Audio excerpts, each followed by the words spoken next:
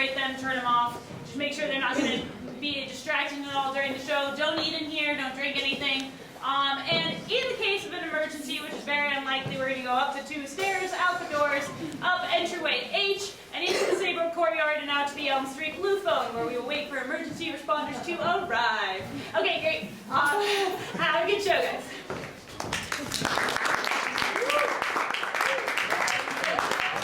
Hi. Hi, guys. Good evening. How's everybody doing? Firstly, can we give it up for the high standards of Yale, everyone? We're going to see our cable band of sorts for the day. Imagine like the Roots. So real quick, I'm going to play a couple songs for y'all, and then I'm going to come back out and we're going to do some comedy stuff. How's that sound? Yeah. All right, get hyped, get hyped. High standards, everybody. Let's do this bad. He knows what he's talking about.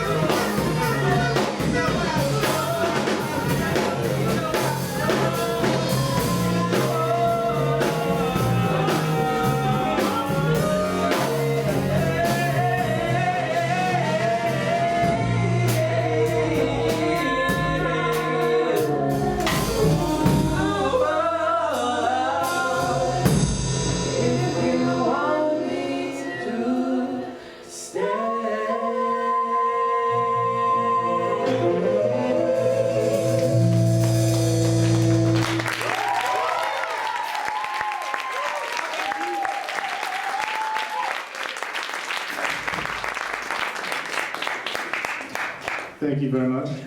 We are the High Standards. You just listened to Mariah Rahamim on vocals, as well as her legendary accomplice, Darren Jones. We have Trey Pernell on keys. Give it up for Jared Fellows on drums. And last but not least, well, Zach Seekoff. I'm sorry. I didn't mean it like that. Zach Seekoff on bass. And I'm Benji Steinberg. We are the High Standards. Thank you very much. We have another song for you.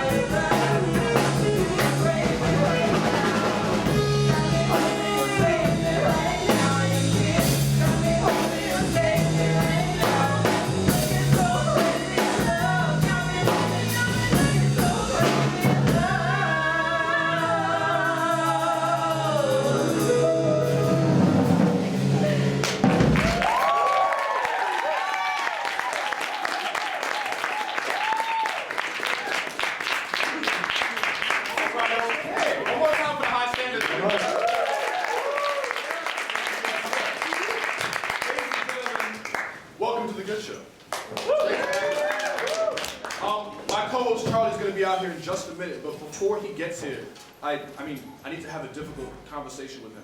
I'm like, I know this is awkward for y'all, but like it has to happen now. I'm sorry about that. So my co-host Charlie Bardey, everybody.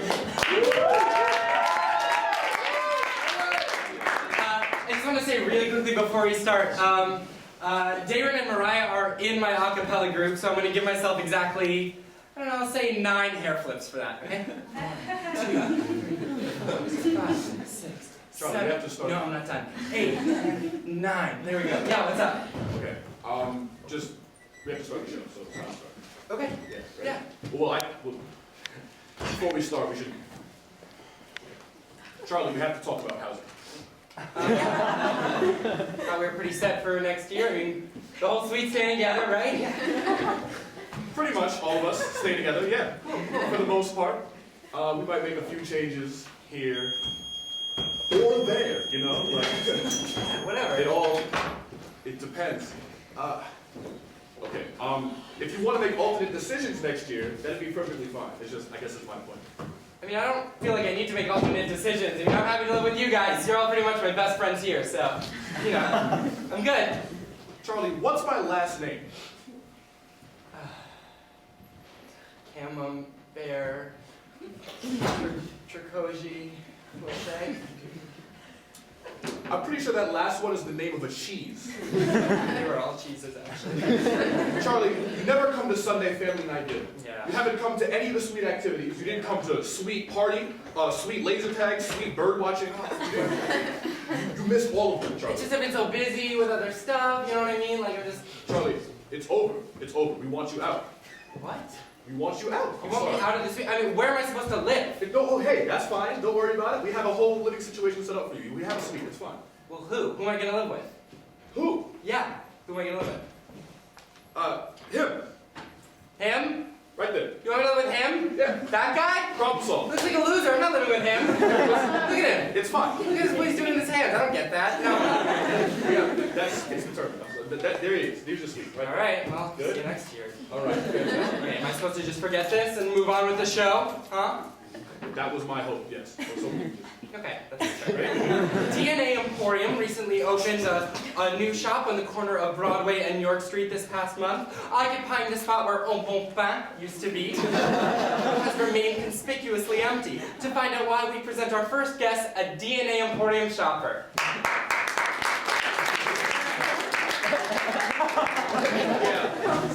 Yeah, he canceled on us. He said he didn't want to come because, quote, he was too afraid to show his face for the great shame it would incur upon himself. That's disappointing. I was looking forward to beating him up publicly. I was actually disappointed when I went into Emporium myself and couldn't find what I was looking for. Oh, what were you looking for? Well, I was actually hoping to change my DNA, but that's not really good. Well, I do this thing where every time I like throw something into a trash can, Yeah. or really like throw anything at all, I have to go, Chelsea, Billups! And like, you know, in quiet spaces it gets weird. That's my favorite part of your personality. Why would you change that? Like my entire genome, that's your favorite part? Yeah, it's the only thing I like, actually. Now that we're in the thick of the semester, many students are starting to discern who their section assholes are. Here we have one of our friends, Greg, who's going to tell us about the worst section asshole in all of Yale. Greg, welcome. Come on out, Greg.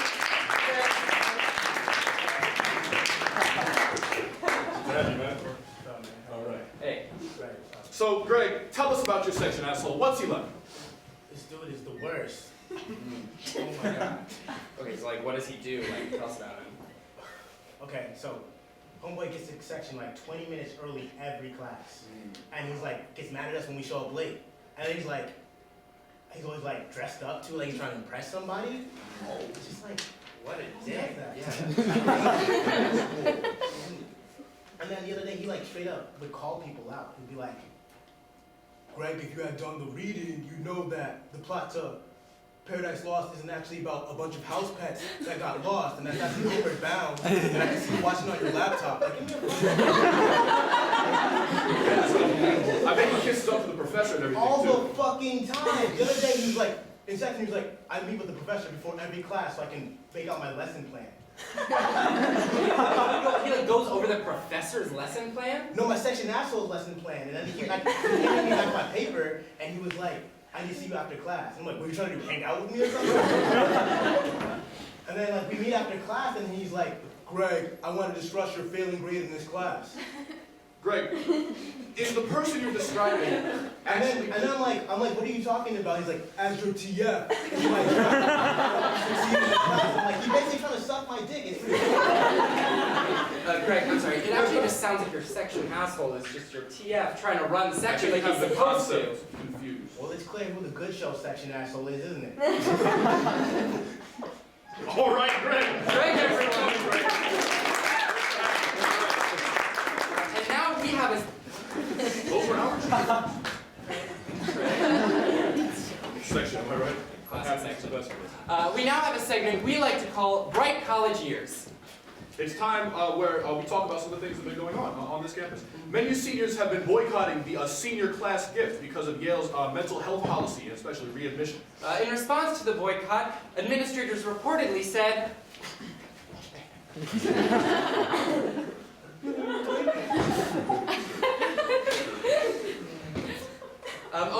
actually would probably be a good time to note this.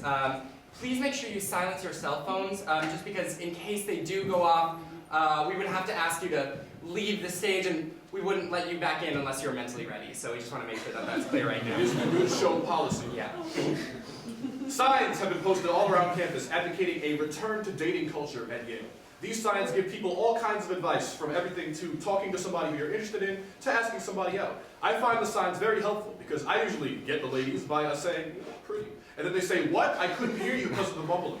I don't usually have trouble on the relationship front. I pretty much usually just give guys the look. Whoa, what's the look? What are you doing? Pretty much always works. That Yeah. is powerful. That is powerful. It's good stuff. Last Thursday, Drake dropped an album. If you're reading this, it's too late.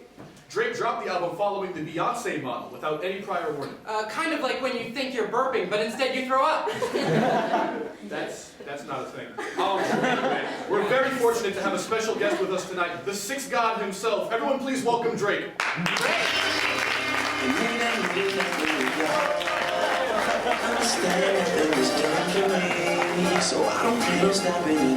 Drake, it's fantastic to have you. We love your music. Just tell me, what was the inspiration behind your most recent album, and also behind, you know, the ingenious way in which you dropped it? Well, I mean, now that you mention it, I was actually starting to feel really sad about this girl. Oh yeah, we get that all the time. You know, I mean, usually what I do in these situations is I like to call my friends from high school, you know, tell them I have more money than them. Okay. Started from the bottom, and now we're here. Am I right? I mean, and you see, the thing is, like, this girl was special. I mean, she wasn't like Casey from the east end of Toronto. Nor was she like Wendy from the west side of Chicago. You know, and she was way prettier than Edith from the Denny's in Kansas City, Missouri, where all the pretty girls are sleeping. You know, and she doesn't even compare to Nikki from Kansas City, Kansas, where there's a lower proportion of pretty girls. It's a subtle yet important distinction. You know, come to think of it, I got a girl in every Springfield. That's something.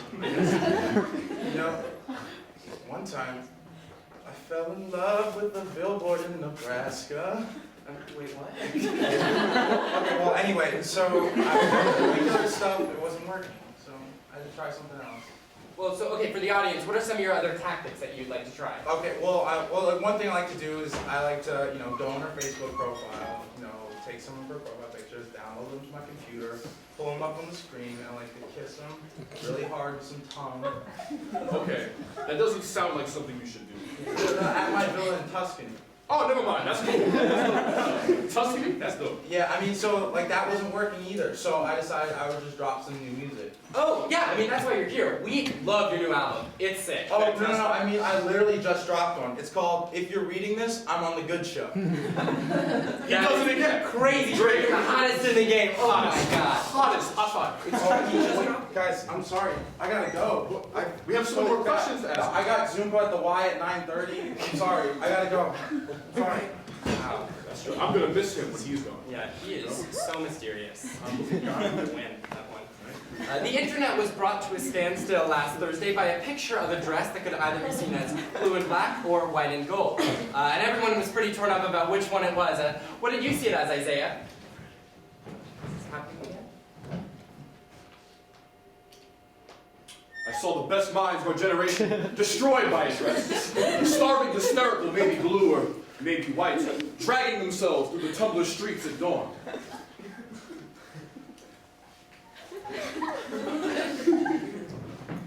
I saw it as blue and black. Weeks of the harsh and hated winter have left Yale students vulnerable to a number of diseases, including mono, the flu, and meningitis. Here with some at-home remedies for all your winter ailments is pre-med Charlotte O'Sara.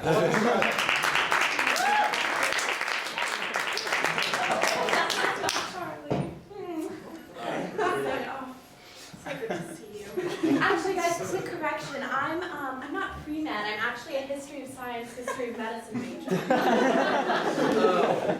We were actually going to ask you some medical questions. I don't really know if you're qualified for that. Well, I'm really passionate about HSHM, and I just want to help people. Right, no, I get that. But it's not, you don't actually have the medical expertise. You're studying, what used to be, not what is medicine. Well, if they worked for 15th century peasants, I think they can work for you, Charlie. Okay, well, let's see. A couple Saturdays ago, I had a really late night, and I woke up with a huge hangover. Do you have any old school remedies for that? Of course. So you're going to take some hot water, some lemon. Yes, write this down. A little bit of ginger, honey, a teaspoon of mercury, and a little bit of lemon. What was the last thing you said? Lemon. No. Okay, moving on, Charlotte. We usually have some members of the audience who have some questions prepared for you. Some stuff. Yeah, so go for it. Hi, so I was making out with this guy last week, and I actually got pink eye. How do I make my eye look like not pink? Pee in the ear. In your eye, I'm sorry. My ear. Your pee. Oh, okay. The urine must directly enter the cornea. Awesome. Good job. No problem. Next guest? Yeah. Hey, I'm the one with meningitis. I still have it. The doctor said I'm probably not going to live, so... are they lying? Absolutely. Doctors always lie. You'll need to exercise. Oh, so I just go on a jog and I'll go away or something? No. The devil is gripping your soul. His spiny fingers have wrapped their way around your heart, and his dirty, dirty fingernails are pinching in, spreading the meningitis throughout your body. You'll need to perform an exorcism to get it out. Okay. I mean, everybody knows exorcism is the only cure for meningitis. It's pretty common knowledge, right? I didn't even learn that in class. I learned it on the back of one of those Snapple caps. Do we have another guest? Do we have anybody? Yeah, Oh, yeah, please. actually, Charlotte. Yeah, sometimes I listen to my iPod too loudly and I can't hear from my left ear anymore. So. Okay, well you need to pee in the ear. Like in the ear? Yes, it must directly enter the canal. Like my? No, her pee. Right into the right ear. Where's my No, left? do it.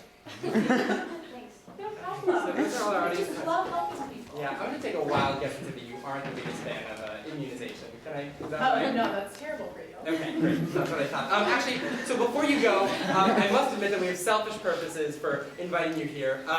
So I have this friend named Charles Oliver Bardey.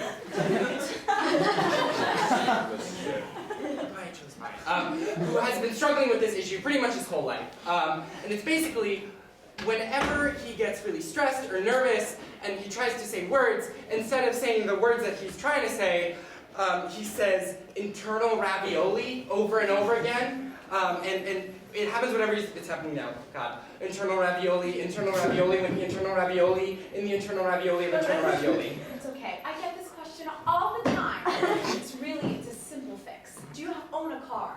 Internal ravioli. Okay, you're going to need to buy a 2008 Subaru Outback, and you're going to drive it to the town of Elton, South Dakota. Just outside of city limits. There'll be a big oak tree, okay? And you're going to go up to the oak, and you're going to read the initials carved into the... Do not make eye contact with the oak! Oh my Zeus, okay. And then you're going to read the initials, and then you're going to look at the branch, and the longest branch will lead you to a stream. Follow it to that stream, and then you're going to wade in the water. Get down into the water and pick out 14 small stones. Then you're going to arrange the stones in the same shape as the initials you read earlier. Then you're going to pick up 14 small snails. But the snails are a little shy, so you'll have to give them a little kiss. Just like that, right on the mouth. On the blood. Place them on each one of the stones. And then your problem should be solved. And then you'll need to pee on it. Thank you, Charlotte. Thank you.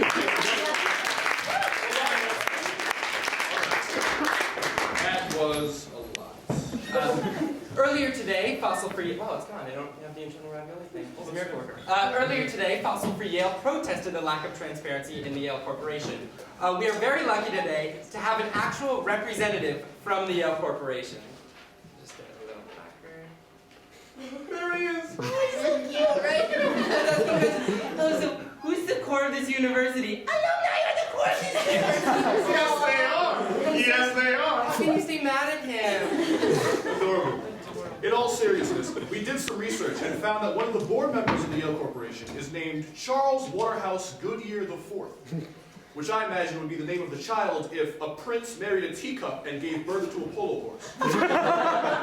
To be honest, I like Charles Waterhouse Goodyear the first, and then the second and the third were kind of okay, but then by the fourth it was like, we get it, privilege, you know? Kind of did the whole joke again. Like Shrek all over again. Yeah, classic Hollywood. Speaking of Fossil Free Yale, we actually are lucky enough to get an interview with some Fossil Free members right here on the show. Everyone, please welcome Publicity Director Chelsea Watson and Policy Director Nate Lobel.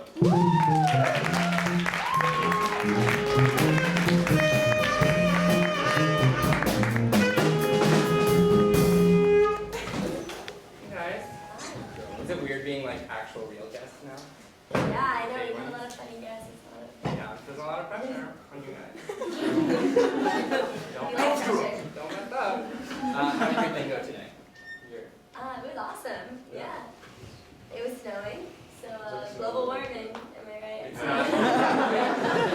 I don't think so. Yeah. The weather, am I right? More like global Colding. Good. I wasn't gonna finish. Yeah. I heard an interview with, I think that was actually brought up on the Senate floor. Like, recently, a week or two ago, someone was like, well, a senator, who's like one of the 100 people and tried to make me, you know, the rules for this. Oh yeah, we've been criticized for that before as well. So. Have you guys encountered people who are like, Yeah. global warming? Yeah. I don't quite think Yeah, so. a lot of crazy press out there. We had to cancel an event because of a snowstorm a couple weeks ago, and we ended up like getting an article about us in the Daily Caller. Like the comments were like, "These morons." Yeah. Classic comment section. For every time someone put these morons about me, I have no idea. Then someone like comments on that and is like, you're a Nazi. And it's Oh, like, oh my god. That means a lot in the comments section. That's where it goes down. That's never happened to me. So why don't you just talk a little bit about, I guess, some of the goals of Fossil Free Yale started with? Yeah. Yeah, so to elaborate on that question, one thing I'm kind of confused about, are you guys primarily like sustainability, or would you categorize yourself as like an environmental organization or like a political organization? Yeah. We're definitely not sustainability. That's actually a common misconception. I love sustainability, I work off sustainability, but Fossil Free Yale is much more of an environmental justice group in the sense that, so sustainability, if you had Yale campus completely wiped off the map and there was no emissions, the issues that contribute to climate change and also a lot of the social justice issues that go along with fossil fuel industry, which still exist. So us reducing our emissions is great for other reasons, but in terms of like the larger systematic problems, sustainability isn't really going to cut it in our opinion. So we're trying to make a more massive change. Yeah, right. I feel like when people talk about like sustainability or just like environmentalism at all, it's like, yeah, I like put a can in the recycling Yeah. in June, so Yeah. I'm pretty much good for the environment. No, that's what people say. Yeah. But it's like that, it sort of feels like that's not. Yeah. You feel like you're not doing that much. When I do, Still recycling though. Yeah, I mean, This guy, always right. my role is I don't take plastic bags anymore, but I always forget until they put everything in a plastic bag, and then I'll be at the counter at Walgreens, and then they'll be like, and I'll be like, I'm sorry, could you take that all out? I don't need the bag anymore, and then they're like, you're actually the worst. So, you're welcome, environment. Do it all for Mother Earth. So we did some research, and we found that the last thing that Yale divested from was apartheid. So like that's which is like I said that weird. Yeah. So do you have any idea about like the reason they did that, and like comparing that with the cause you have? What's the likelihood? Like where does the university stand? That was like 9 questions. So just any of them to go for it. Yeah, so I mean, the reason that Yale presumably divested from apartheid is like, the idea of divestment is if you have this really, really unethical thing that's making money, like if you say that it's unethical, then you probably shouldn't be making money off of it. So, like apartheid is obviously like horribly unethical, and the university shouldn't be profiting off of those systems. So like, the fossil fuel industry also like is destroying the planet through climate change. They're like exploiting vulnerable communities, and they're distorting our democracy. So if we think that that's all wrong, then it should also be wrong to profit from that destruction, from that distortion, and from that exploitation. The likelihood that Yale will divest, I mean, we really hope and think that there's like a good chance that they'll do it, but it's really hard to tell because the body that makes this decision, the Yale Corporation, we have no access to them. We don't get to talk to them and like. Until today. Yeah. It's an honor. Not as intimidating in person. I have one more question. Oh, go on, sorry. Salvo himself actually said that climate change is the greatest issue of our time. So I'm in a meeting with ACR. We were actually talking, the Advisory Committee on Investor Responsibility, and they advised the CCR, which is the Corporate Committee on Investor Responsibility, who advises the Yale Corporation what to do with the endowment. And so we aren't able to meet with the CCR. We're able to meet with the advisory board, and they actually told us, they're like, well, our job is just to make sure that what we're investing in is ethical. And what we asked them was, so we just have to prove to you that investing in the fossil fuel industry is unethical, and there was silence. So I think that as issues become more and more severe, and as the harms get more catastrophic in terms of climate change and also just on the ground, frontline community exploitation, it's going to become even more real issue. And this is like, it's a little bit problematic because, so like, as you just heard, the closest that we get to the people who make these decisions is 3 degrees of separation. And the board, so that board is like, it's a couple of students, a couple of alumni, a couple of faculty members, and they at one point were convinced, I interpreted that, but then they go into a room with corporation members like Charles Goodyear IV, who like owns a giant oil company, and then they come out saying like, oh no, we decided not to divest.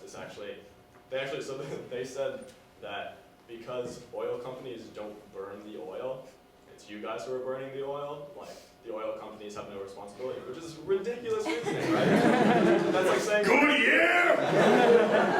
Tobacco companies like have no responsibility for like people getting lung cancer when they're like donating tons of money to congressmen to say that like smoking isn't bad for you. The same is true in the Senate. There are like 31 senators who deny climate change is a reality, which is absurd, and they've accepted 4 times the amount of money from fossil fuel interests as the other 69 senators. So it's clear that these companies are just preventing any action from being taken, which is especially ridiculous because one of the things that the corporation said when they decided not to divest was, we think that government action is the right course on this issue and investor action isn't going to happen.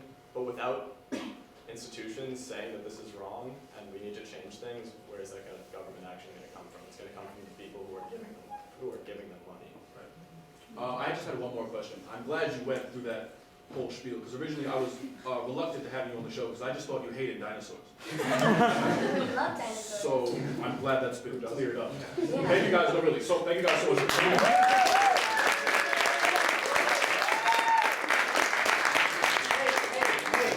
Wait a second. Oh, it's drinking. Yeah. Sorry, Zuba got canceled. Oh, I'm I sorry. was feeling pretty down about it, so dropped 3 big cracks. Wow,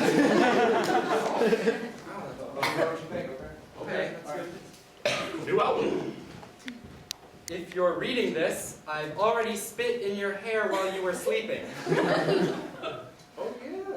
Oh my God, Ricky did it again! This guy. Wow. This guy. What a madman. We'll put that Yeah. off to the side. I'm going to bump that later. You know, for sure. Absolutely. So let's see. Froco decisions are coming out tomorrow, determining which college seniors will be lucky enough to spend all their time feeding subpar pancakes and cold Yorkside pizza to 18-year-olds. All crossing our fingers for that. And freshman screw was also 2 Saturdays ago. As is frequently the case, we have a number of awkward and unpleasant stories with you. We're going to share some of those right now. One girl said she got into a fight about the Second Amendment mid-handjob. One couple reported waiting in line for 2 hours to take a Global pic, only to find that it was Chris Malone. One girl's date was a potential philosophy major. Or was he?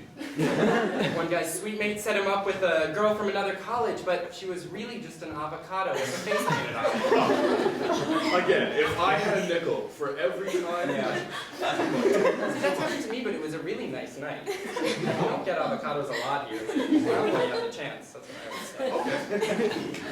I guess that's fine. The Oscars were 2 Sundays ago, with Birdman taking top prizes. Oh, actually, I never got to see Birdman. Was he a bird the whole time? Yeah. To give us a rundown on some of the films nominated, we have our in-house Oscar critic, who has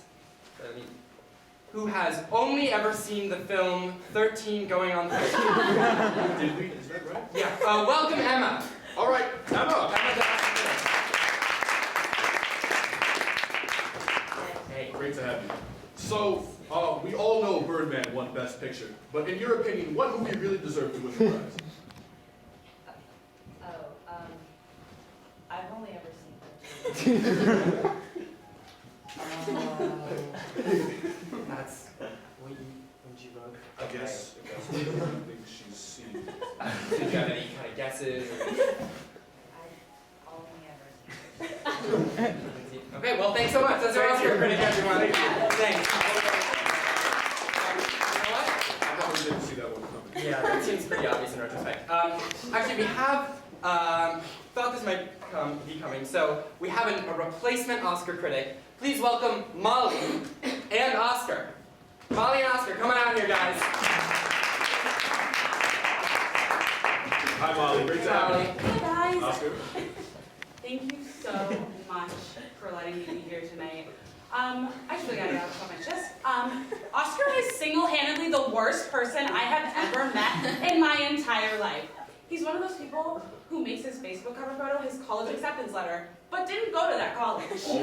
His favorite song is I Got a Feeling by the Black Eyed Peas. And he always corrects people's grammar when they say who instead of who. Oh, you mean he corrects Shut up, I'm not done.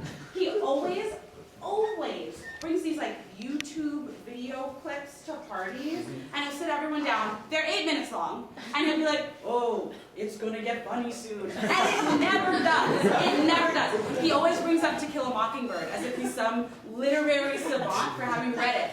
Oscar, every single American who graduated middle school has read that book, okay? You want to know? No, I want to hear it. Okay? Okay. I don't even know what else to say.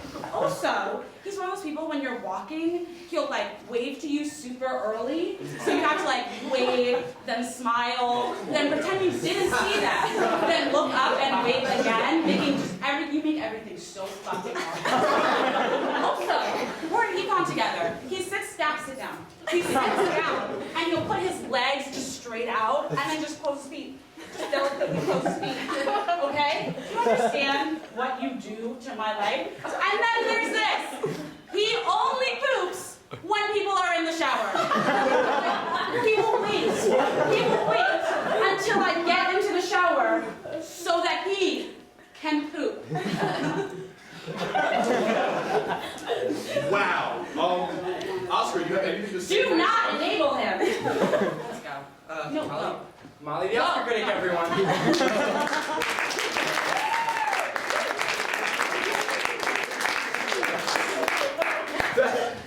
stuff going on. Yeah. Why does she carry him around? That's exciting. Right, it's like a... Okay, well we have one final Oscar critic for you guys. This time we're fortunate to have him from all the way across the country. Everyone please welcome Bailey, our Australian Oscar critic.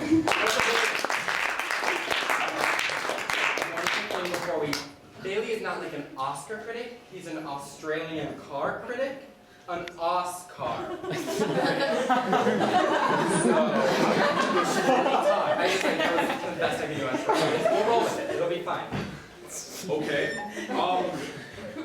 How is the Australian car market, Bailey? Well, if you look at the prevalence of, well, ever since Holden tanked, Australia's been having a hard time making them six-cylinder engines with higher qualities than Japanese models, which means a blimey ugly future for all cars.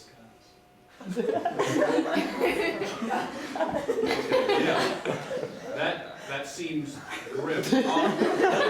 By any chance, do you have any opinions about the movies? Or... Oh, yes, actually. Oh, wait, okay, that's fantastic. Go ahead. Well, if you look at the prevalence of Oscars and Oscars, you'll find that Oscars have been absolutely snubbed. I mean, if you look at Americars, then you see, you look at Eurocars, and BMW and Mercedes-Benz and those Ger cars. Okay. And then, if you really get down to the bottom... Thanks so much, Bailey. Thanks so much. Our Oscar critic. Thank you. Down under. All right. Lively. Need to look at the guests before they are. I saw it. I thought he made a typo. Awkward after that. I mean, all right, we'll move on to the next thing. Wait guys, hey, Hello. yeah, I was just in the hallway and I found this CD next to a plate of like half-eaten food. I thought you'd want it. Okay. Yeah. Yeah, sure. Okay. Just it was like, okay. Let's see what Oh, it it's a says. Draco. Oh my god, it's another one. It's a Draco. If you're reading this, a genie cursed me and turned me into this CD while I was eating a Denny's Grand Slam. Drake, is this you? Can you hear us? You know what, we're gonna keep him right here. He'll be safe. And I think Okay. he must be so scared. We should. All right, we'll check on him later. I Yeah. guess. That's really horrifying. Yeah. AYA elections were last Friday, determining who gets to represent the Association of Yale Alumni, begging the question, who gives a fuck? Hey, In other news, I'm so sorry. I've been really busy this week, and I don't think we can make a meeting. Would it be cool if I like pitch my ideas now, just really quick? Really now. quick? Yeah, go for it. You know what, go for it. This is the show. I'm Yeah. so sorry. Yeah, go for it. Okay. Yeah. All I right. see. Come on. Yeah. No, thank you so much. I have a list here. I can just like read it for you. Is that cool? Yeah. Alright, sorry. Let's see. Okay, so you know like more kids are doing like gap years nowadays. Yeah. Like, we had a segment on that. Like we had like everybody we knew who took a gap year. Yeah. And just like line them up on stage. They could talk about their experience abroad. They could like talk about what it means to like have a commitment in like another country for an extended period of time. Totally. And like converse and take questions, and compare experiences, Yes. and they could just like fight to the death. The last part is problematic. Yeah, you were really Okay, good. right, alright, you're Okay. okay. What else do you I have? got one more. Alright, since, oh, okay. You know, like Jimmy Fallon did that thing where he plays games with his guests. Yeah. Oh, yeah. I love that. Like That's so charades fun. and stuff. And, like, yeah, what Yeah. if we like had like a trade, like instead of being the winner a prize, Yeah. we just like cut their hands off. That's You're kind of going wrong in the same way. You know, you see, it's all kind of like half baked and just like working these out. What do you mean? Alright, yeah. Okay.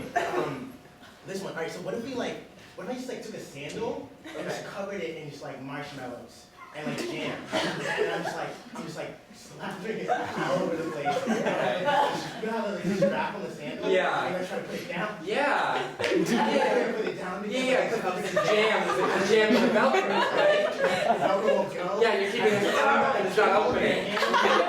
Your head. It's And getting then you like, sticky. wipe the jam out. Yeah. And it's like just like finish them together. Yeah, I love this. This isn't a sketch. It's not. Yeah, no, write that down. Write that down. Now you have to see it perform. Okay, wait, no. This one's really good. Alright, so, okay, what if we had an Oscar segment? Yeah. And we have like a bunch of Oscar critics? Yeah. Except one of them is not actually an Oscar critic, it's an Oscars critic. Like Australian cars. Like really Australian. That's not even really funny. Sorry, that's a horrible pun. The Oscars aren't a thing. I don't think anyone would really even recognize It's that. as a joke. It doesn't function. Yeah, it's like I can't see us doing that. Okay, right. Okay, we have to do this. We have to do Okay, this. yeah. What if we interviewed a shark? Like a shark. Like a real shark. I just feel like there's not enough like out there from the shark's perspective.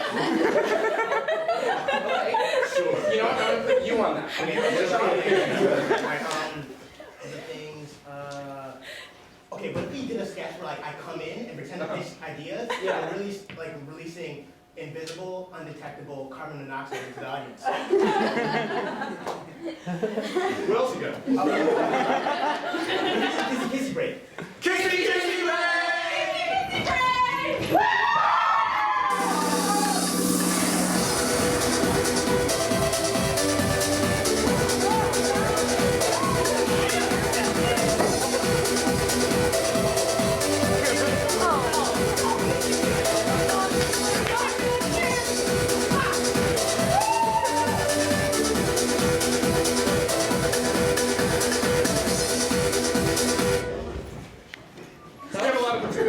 Yeah, that sounds pretty good. I'm really excited for that. Alright, let's see what's next. Oh, this is one of my favorite parts. This is a new segment we're doing. It's called What's Up, Bro? What's up, bro? Could we have all the male members of the Good Show come out here? Welcome on, guys. This is a kind of a panel discussion about men's health. Yeah.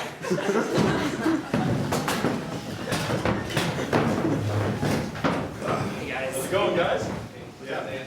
So I'm not sure if you guys heard, but there was a study released earlier this week that found that the average men's penis size is just a bit over 5 inches. So I thought we could talk about that. Who wants to go first? Okay, I'll go. So mine's about average, but here's the thing. I still lead a really rewarding sex life, and I always say, it's not the size, it's how you use it. Yep. Sure. Who wants to go next? Nate, how about you? I never measure. I haven't measured. Okay, come on. That's bullshit. Okay, well, my penis is 3 inches. Well, each of my penises is 3 inches. Like 9 inches. Yeah, like some of my tendrils are only about a centimeter, but some of them are up to 40 feet long. My penis is 8 inches, which is nice, but it's also kind of frustrating because it's in the form of a scroll. So when you get aroused, it doesn't grow, it just kind of unfurls. And it's got the entirety of the Jewish holy text. Which freaks a lot of girls out, but some really respect the piety. So it kind of evens out. Yeah, sure, I'll go. I guess my penis is pretty average, you know, like 6 inches. It's just weird because it has really strong opinions about produce. Like every time I go to the supermarket, it'll like yell at me if I pick the wrong fruit. Like I'll go for a pear, and like, no, that one's bruised. It's bruised. And I'm like, it's weird because you know nobody knows where the sound is coming from. But it's like penis, right? But that must be helpful. I mean, you know, I haven't bought a bruised pear yet. I guess for me, mine is usually 2 inches. But on the winter solstice, it encourages you with air like a hot air balloon, and it takes me off into the sky.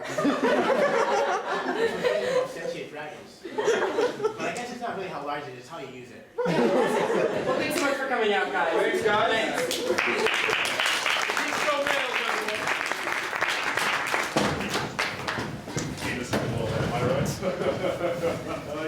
Classic.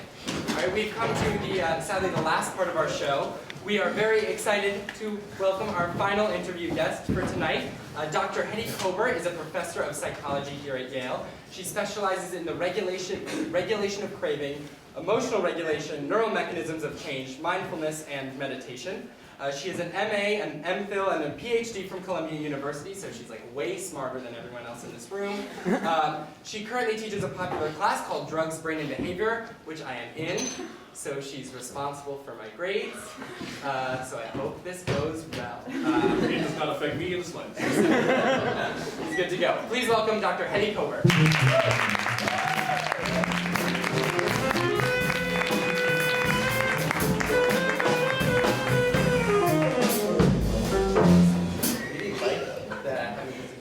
Follow you around. I feel like that's something I could get used to.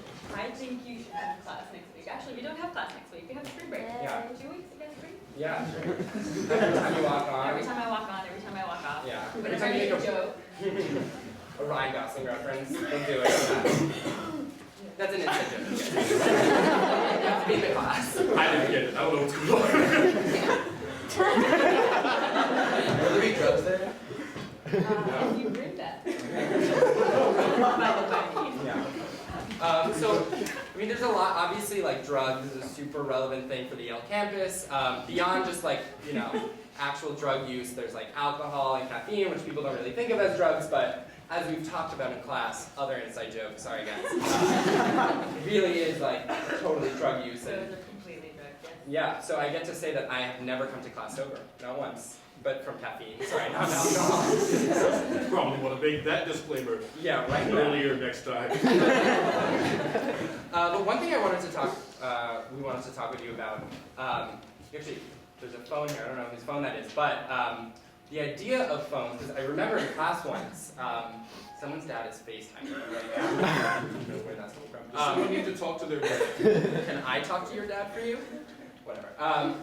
So we talked about the criteria for addiction in class. And I was really alarmed because I think they're 11 or 12, 11. They're in the midterm. And I found that I qualified for 9 out of 11 with my relationship with my phone.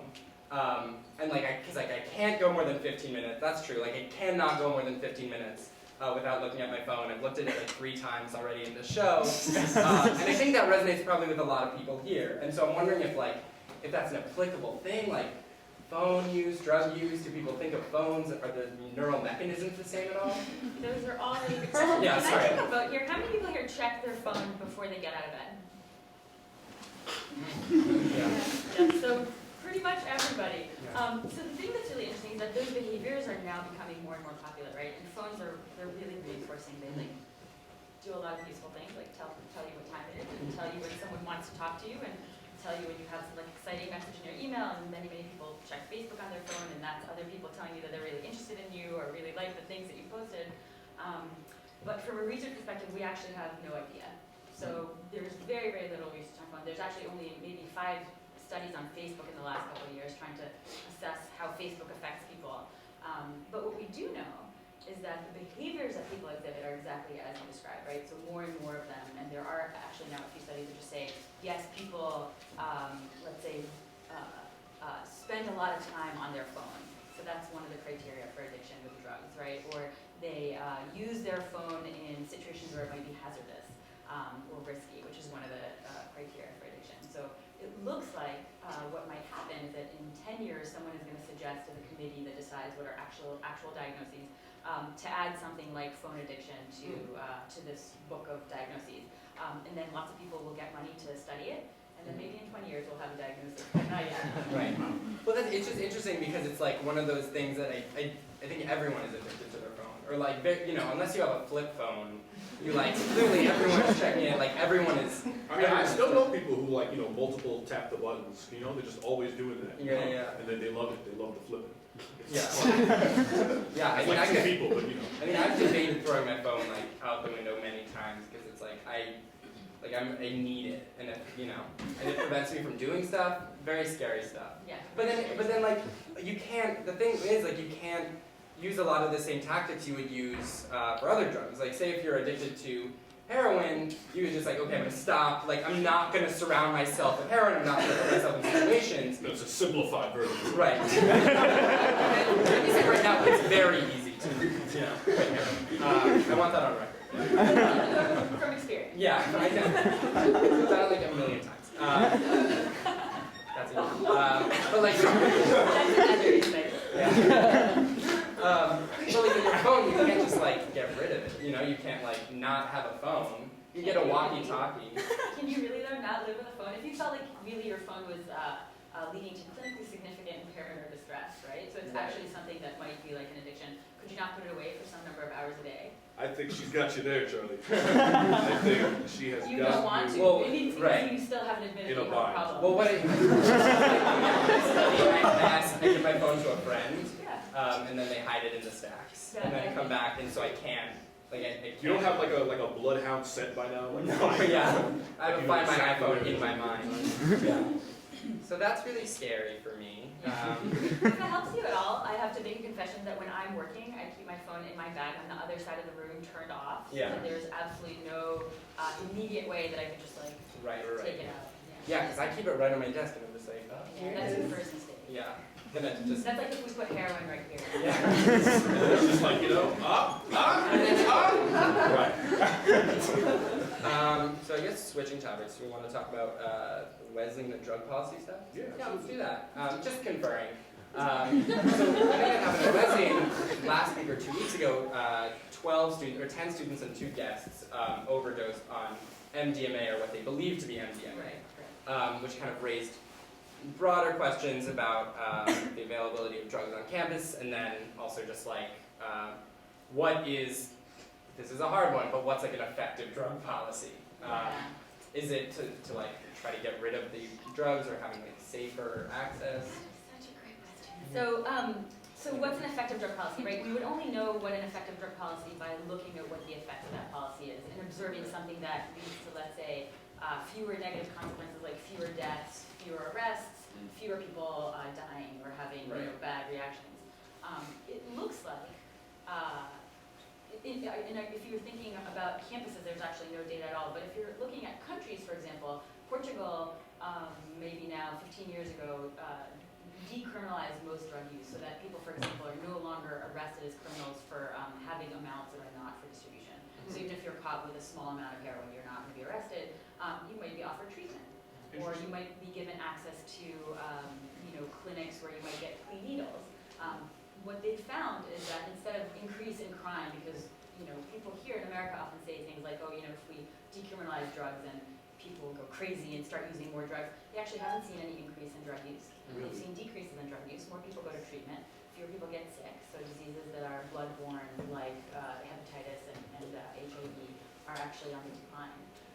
And so it seems as if moving money from what we in America call the war on drugs, which includes police officers trolling around neighborhoods and finding people who are smoking a joint on their doorstep, and turning it to things like education about negative consequences and treatment, seem to be effective and seem to have, at least on a country level, positive overall consequences. What seems to also be the case is that telling everybody that all drugs are bad all the time doesn't work. That seems to definitely be true. And in fact, many people who are drug users have either gone to DARE programs or Scared Straight programs, and that didn't seem to stop them. So is there anything that would like prevent the policy in Portugal to be applied in the United States? Are there any like social factors, or is Because it we were just talking before about politicians and lobbyists. Yeah. My guess is that would be a big one. a friend right here? Exactly. This plan will single-handedly stop reasonable drug policy. Yeah, we're gonna smash it. Well, you should actually know from an undergraduate campus perspective. So many campuses in the U.S. actually have associations called Students for Reasonable Drug Policy, where they actually try to advocate both on campus and in general, trying to change laws. And certainly, from my perspective as a researcher, we try to generate research that shows that drugs might not be very different than lots of other things, and that might move the government to make more reasonable funding policies and arrest policies, things like that. I don't know. Because I've never heard of it from that perspective. Trying to actually go for education as a first step rather than just preventing things. Because that's, I think, everyone's first instinct is let's prevent this. Yeah, well, I think that one of the things that it sounds great, right? So telling people and not telling kids especially not to take drugs, it sounds like it would be a good thing. And of course, if you think that drugs have negative consequences, that it sounds like that should work. Except for most people, when you tell them not to do stuff, do you guys usually do things that we're told not to? Whereas I think that if you give people, I follow the rules. I don't know if you've ever heard of that. But it seems that if I had kids, kids. If I had kids, I'd probably try to give them as much information as possible. I'd probably advise them not to take drugs because it might hurt their brains and might hurt their lives. And it's, so the dean of, I read that the dean of Wesleyan wrote an email to all the students and said something like, one mistake can change your life. That's actually true, right? You really only need to take the one bad pill or just drink that one time when something horrible happens to you because you end up getting in a car and killing someone accidentally. But people actually need to believe that and know what the negative consequences and kind of make the judgments for themselves, I think, to make good decisions. Yeah, absolutely. I think one final question. I was reading your bio, and maybe this is something we're going to talk about in class, but I was curious about the meditation and mindfulness aspect of your work, where that fits into drugs and brains and behavior.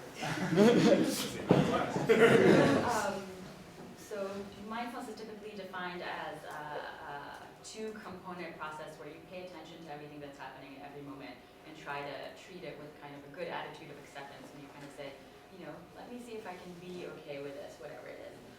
And so one of the ways in which that connects to drug use is that we're trying to see whether kind of learning to accept your craving, which is one of the factors that kind of lead you to use drugs the most, right? Just kind of having that feeling of I really want it. You can think about it maybe if you don't ever use drugs. You can think about it in relation to food, right? Just kind of having that feeling like, I really want it. All the time. Yeah. Right now. Very hungry. Time for second dinner. So what we were trying to do, for example, one of the studies in my lab is see whether if we teach people, for example, cigarette smokers, to just kind of learn that they can feel craving for cigarettes, but they don't have to act on it, they don't have to feel even bad about it, they don't even need to think about how bad it is for them. Just be like, oh, it's a feeling. Let's see if I can just sit here with a feeling of I really, really want it and just not do anything. Well, it turns out that when we do that, they actually smoke less. And when we look at their brains, it turns out that when they, even if they're looking at someone else smoking, which typically is something that makes them want to smoke, if they can just be accepting of the craving, the brain activity associated with craving goes down, and they say that they're feeling less craving. So if I just think about a Wenzel for a really, really long time, will I no longer want one? If you think about A Wenzel, a delicious buffalo chicken sandwich. I Sometime. think that if you think about it for a long time, you might want to eat it even more. You might want to. Yeah, this isn't working. It's not working. All right. Well, thanks so much, Professor Cover.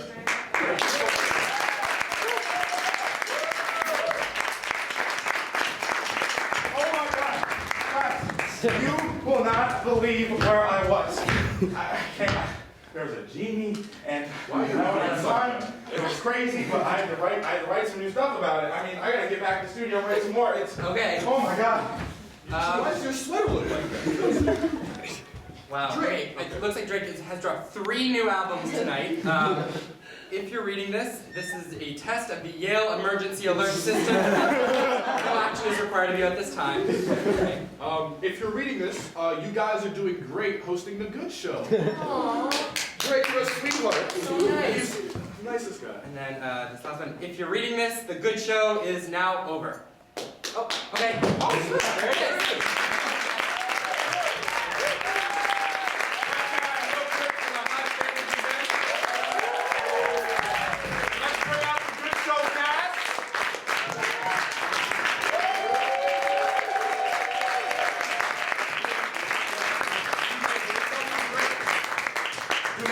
I'm Nate. Elias. Mikayla. Charlie. Isaiah. Emma. John-Paul. I'm Araba. Jordan. And Connor on lights. Woo!